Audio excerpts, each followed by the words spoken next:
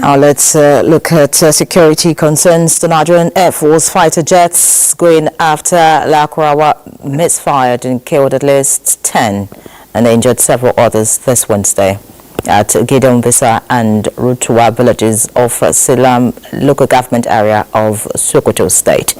Governor of the state, Ahmed Aliyu, who visited the scene and attended the funeral prayer for those who lost their lives, expresses deep regret over the situation and pledges to collaborate with relevant stakeholders to ascertain the cause of the incident with a view to preventing future occurrence.